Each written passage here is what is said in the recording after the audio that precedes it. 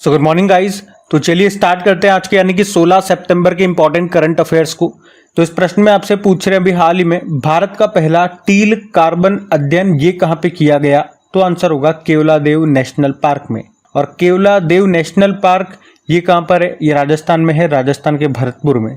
और इसके बारे में मैं आपको बता दूं, एक तो ये याद रखना कि यूनेस्को की वर्ल्ड हेरिटेज लिस्ट में ये शामिल है।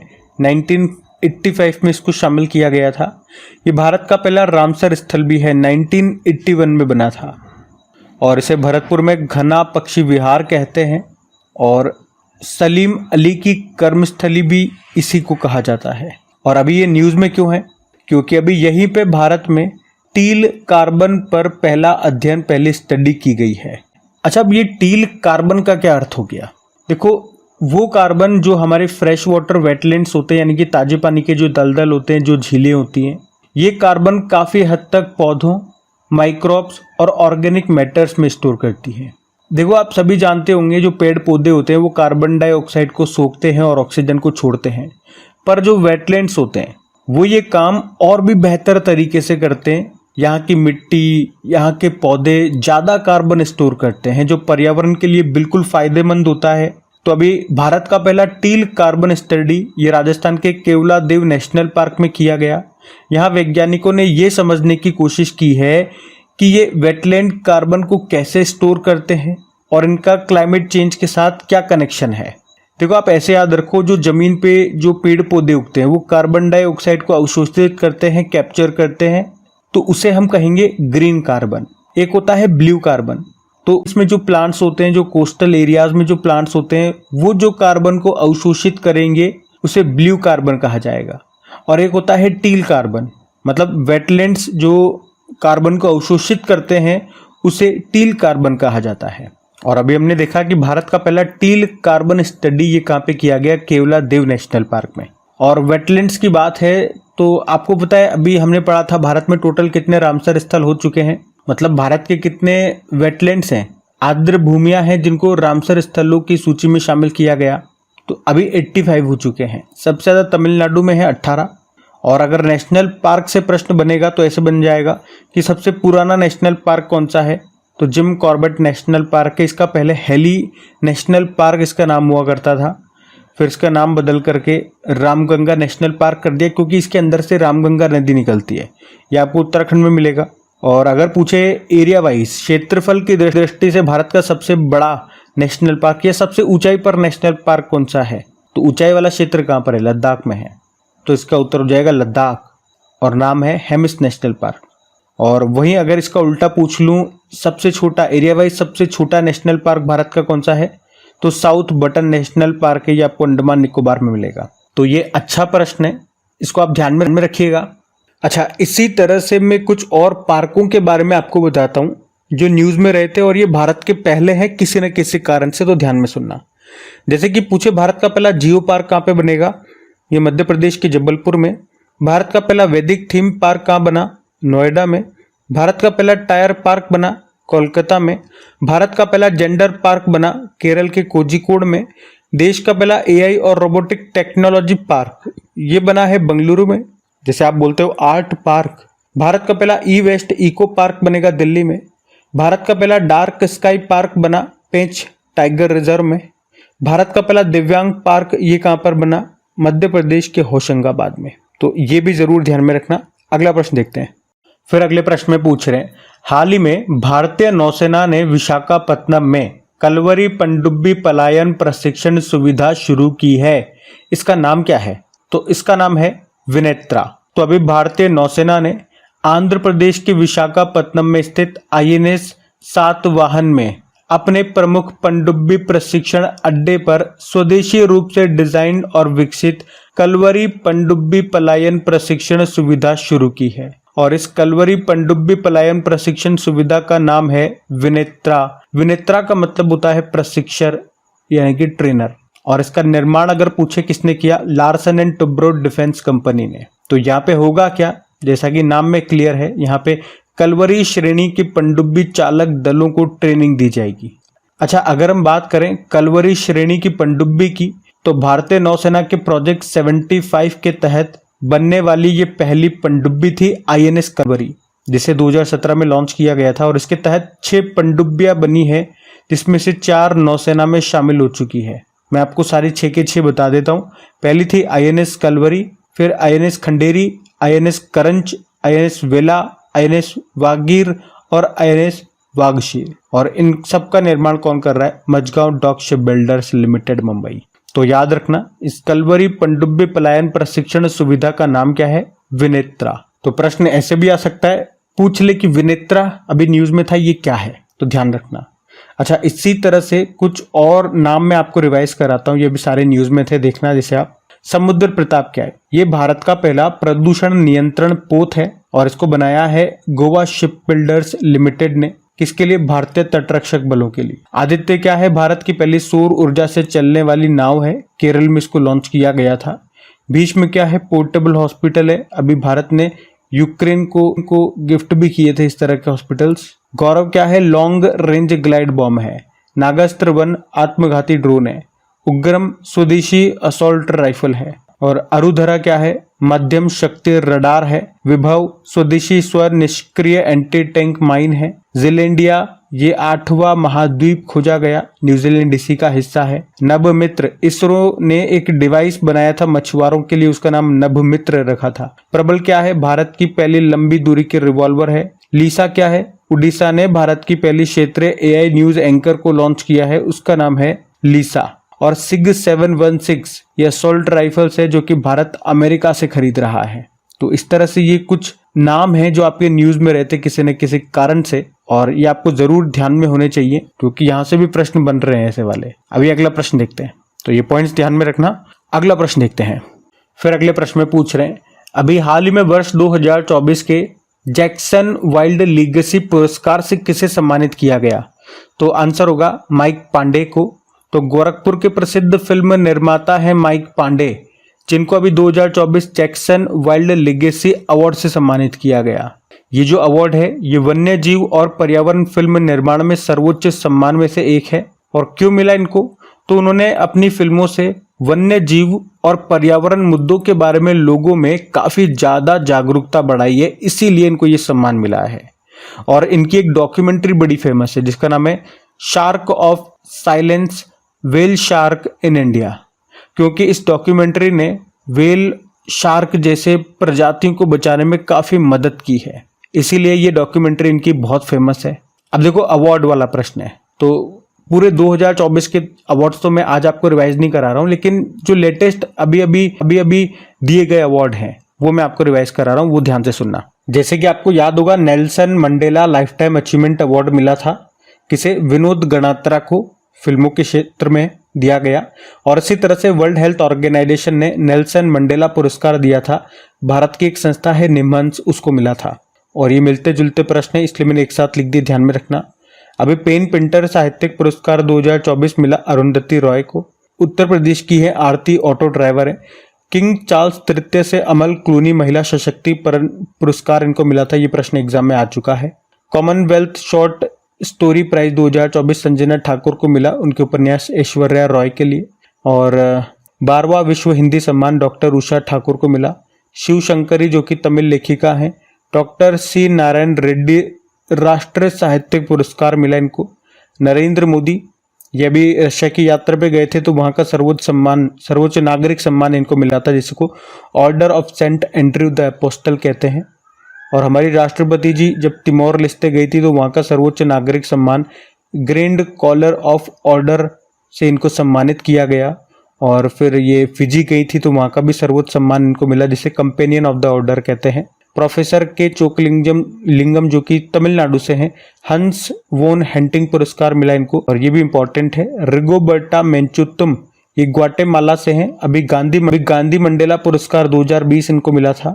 अभिनव बिंद्रा ओलंपिक ऑर्डर सम्मान से इनको सम्मानित किया गया, भारत के लिए ओलंपिक में पहला गोल्ड ये लेकर के, आपको पता होगा शूटिंग में बीजिंग ओलंपिक जो कि 2008 में हुए थे। डॉक्टर गोविंद राजन पद्मनाभन विज्ञान रत्न पुरस्कार मिला। अंतरराष्ट्रीय ओलंपिक समिति ने किसे ओलंपिक ऑर्डर के स्वर्ण पदक से सम्मानित किया? तो आंसर होगा इमैनुअल मैक्रोन। अभी अभिनव बिंद्रा को भी ओलंपिक ऑर्डर से सम्मानित किया था इंटरनेशनल ओलंपिक कमेटी ने। तो वो भी ध्यान रखना।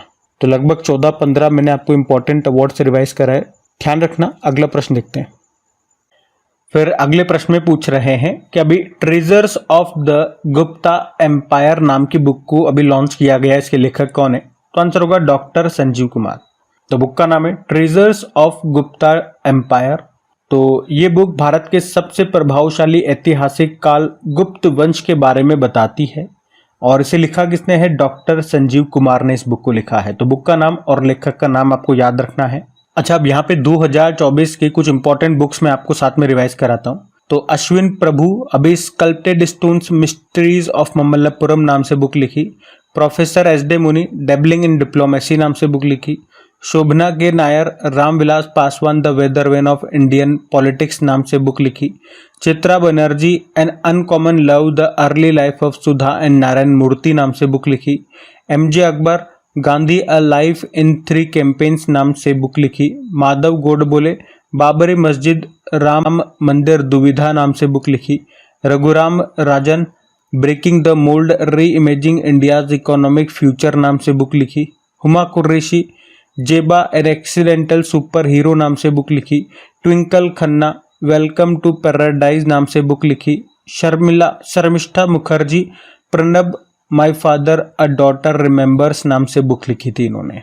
तो ये सारी 2024 की ही बुक्स हैं, इनको ध्यान में रखना। अगला प्रश्न देखते हैं।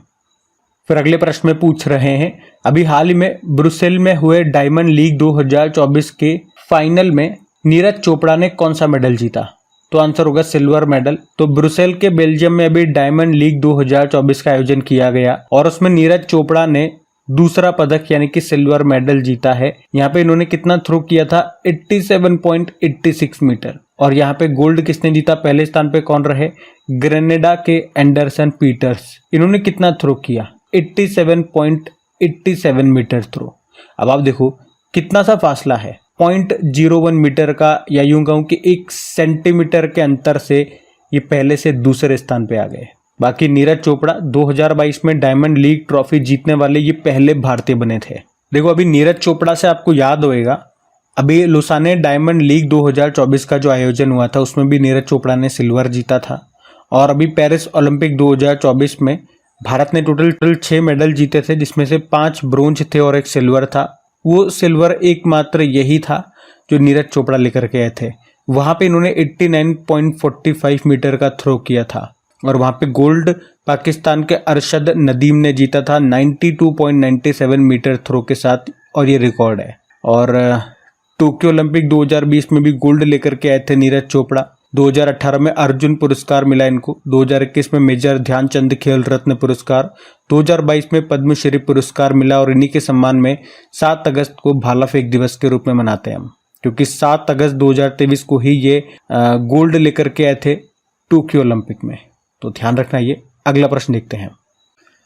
फिर अगले प्रश्न में पूछ रहे हैं अभी हाल ही में एंटी सबमरीन वॉरफेयर जिसका नाम है INS मालपे और INS मुल्की, इनको कहाँ लॉन्च किया गया है?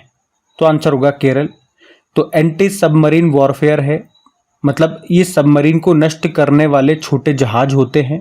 और अभी भारतीय नौसेना ने कोचीन शिपयार्ड से 2 एंटी सबमरीन वॉरफेयर जहाज़ों को लॉन्च किया है। इनका निर्माण किया कोचीन शिपयार्ड लिमिटेड ने और इनके नाम है INS मालपे और INS मुल्की। तो इस तरह के टोटल 8 शामिल होने हैं नौसेना में, और इनमें से ये चौथा है INS मालपे और ये 5वां है INS मुल्की। इनसे पहले 3 कौन कौन से आ चुके हैं वो भी मैं आपको बता दूं, INS माहे, INS मालवान और INS मंगरोल। अच्छा, अगर मैं आपसे पूछूं कि भारत का पहला स्वदेशी विमान वाहक पोत का नाम क्या है? INS विक्रांत है। देश की पहली एंटी सबमरीन कॉर्वेट का नाम INS अर्नला है। INS अग्रे और INS अक्षय क्या है? ये भी न्यूज में रहे थे। तो इसी साल भारतीय नौसेना को 2 स्वदेशी पनडुब्बी रोधी युद्धपोत मिले थे, जिनके नाम है INS अग्रे और INS अक्षय। इनका निर्माण गार्डन रिच बिल्डर्स लिमिटेड ने किया था। INS अरिहंत ये भारत की पहली परमाणु पनडुब्बी है, और दूसरी वाली अभी आ गई है, उसका नाम INS अरिघात है। अभी इसे विशाखापत्तनम से सेना में कमीशन किया गया था। अच्छा, भारत का पहला सर्वेक्षण जहाज का नाम क्या है? INS संध्याक है। तो ये सारे इंपॉर्टेंट पॉइंट्स हैं, इनको भी ध्यान में रखिएगा। अगला प्रश्न देखते हैं। फिर अगले प्रश्न में पूछ रहे हैं, हाल ही में किस राज्य ने अपने 5वें विशेष रूप से कमजोर आदिवासी ग्रुप साओरा को निवास के अधिकार प्रदान किए? तो इसका तो उत्तर हो जाएगा उड़ीसा। तो विशेष रूप से कमजोर आदिवासी समूह, जिसे आप पीवीटीजी बोलते हो अंग्रेजी में, यानी कि पर्टिकुलरली वल्नरेबल ट्राइबल ग्रुप्स। और मैं आपको बता दूं, इस तरह के भारत में टोटल कितने ग्रुप्स हैं पीवीटीजी ग्रुप्स के अंतर्गत आते हैं, जो टोटल 75 है, और इसमें सबसे ज्यादा उड़ीसा में आपको मिलेंगे। ये जो पीवीटीजी ग्रुप्स हम बोलते हैं, इन्हें पहले आदिम जनजाति समूह के रूप में भी जाना जाता था, जिन्हें अब विशेष रूप से कमजोर आदिवासी समूह कहा जाता है, यानी कि पीवीटीजी। तो अभी क्या हुआ, इन्हीं में से एक समुदाय है साओरा, ये उड़ीसा में रहता है, और अभी इस समुदाय को इनके निवास के अधिकार प्रदान कर दिए हैं सरकार ने। और इसी के साथ मध्य प्रदेश में जो भारिया पीवीटीजी ग्रुप है उसे, और छत्तीसगढ़ में कमार और बेगा पीवीटीजी ग्रुप्स को भी निवास अधिकार दिया गया। तो ये आप ध्यान में रखना। अगला प्रश्न देखते हैं। फिर अगले प्रश्न में पूछ रहे हैं, अभी हाल ही में CFMC और समन्वय पोर्टल को किसने लॉन्च किया? तो आंसर होगा गृह मंत्रालय ने। तो अभी साइबर क्राइम को कंट्रोल करने के लिए एक संस्था बनाई गई है, और उसका नाम I4C है, यानी कि India cyber crime coordination centre, जिसने अभी कार्य करना शुरू किया 1 जुलाई 2024 को, और मुख्यालय इसका नई दिल्ली में है। और अभी इसका पहला स्थापना दिवस समारोह आयोजित किया गया, जिसमें हमारे गृह मंत्री अमित शाह ने भी हिस्सा लिया। और अभी उन्होंने वहीं पे 3 और चीज़ों को लॉन्च किया है। एक साइबर धोखाधड़ी शमन केंद्र है, एक समन्वय पोर्टल है, और एक साइबर कमांडो है। अच्छा, इसी तरह से मैं आपको याद दिलाऊं तो गृह मंत्रालय ने 4 नए एप्लीकेशंस को लॉन्च किया था। ई साक्ष्य, न्याय सेतु, न्याय श्रुति और ई समन एप्लीकेशन को। देश में जो अभी 3 नए आपराधिक कानून आए हैं, उनके लिए, उनके बारे में बताने के लिए इन एप्लीकेशन को लॉन्च किया था। बाकी अभी प्रॉम्प्ट ड्रिप्स, जल विद्युत DPR नाम से 3 ऑनलाइन प्लेटफॉर्म लॉन्च किए थे मनोहर लाल खट्टर जी ने, जो कि ऊर्जा मंत्री और शहरी विकास मंत्री हैं। निर्माण पोर्टल अभी लॉन्च हुआ था, जिसमें UPSC अगर आप प्री पास कर लोगे तो 1 लाख रुपए मिलेंगे। अमृत ज्ञान कोश और संकाय विकास पोर्टल को डॉक्टर जितेंद्र सिंह ने लॉन्च किया था। चाकसू प्लेटफॉर्म दूरसंचार विभाग ने लॉन्च किया। शी बॉक्स पोर्टल महिला एवं बाल विकास मंत्रालय ने लॉन्च किया, जिसके मंत्री अन्नपूर्णा देवी हैं। मी डिवाइस प्लेटफॉर्म को लॉन्च किया था WHO ने। मी डिवाइस मतलब होता है मेडिकल डिवाइसेज इंफॉर्मेशन सिस्टम। जो मेडिकल डिवाइसेज होती है उनकी जानकारी आपको यहाँ पे मिल जाएगी। इंडियन आर्मी ने भी प्रोजेक्ट नमन लॉन्च किया था, और नोटरी पोर्टल को लॉन्च किया था ministry of law and justice, जिसके मंत्री हैं अर्जुन राम मेघवाल। तो ये बिल्कुल अभी रिसेंटली 2024 के मैंने आपको रिवाइज कराया कुछ इंपॉर्टेंट पोर्टल्स, इनको ध्यान में रखना। अगला प्रश्न देखते हैं। फिर अगले प्रश्न में पूछ रहे हैं, अभी हाल ही में किसने प्रोजेक्ट अभिशक्ति को लॉन्च किया? तो आंसर होगा दिल्ली। तो अभी दिल्ली सरकार ने स्कूलों में पढ़ने वाले बेहद प्रतिभाशाली बच्चों की पहचान करने के लिए ये अभिशक्ति नाम से एक परियोजना शुरू की, एक प्रोजेक्ट शुरू किया है। तो इसमें जो टीचर्स होते हैं उनको ट्रेनिंग दी जाएगी, ताकि वो 6ठी से लेकर 9वीं कक्षा तक के होनहार छात्रों की पहचान कर सकें, जो बाकी बच्चों के मुकाबले ज्यादा होशियार और प्रतिभाशाली हैं। और ऐसा करने से क्या होगा, तो फिर उन्हें अच्छे प्रदर्शन के लिए प्रोत्साहित किया जाएगा, उनकी काबिलियत के अनुसार उन्हें शिक्षित किया जाएगा, और उन्हें ऐसी सुविधाएं मुहैया कराई जाएगी जो पढ़ाई में उनकी सहायता करेंगी। तो प्रोजेक्ट अभिशक्ति किसने लॉन्च किया? दिल्ली ने, ये याद रखना। और क्या है इसका अर्थ वो मैंने आपको समझा दिया है, ठीक है। चलो फिर अगला प्रश्न देखते हैं।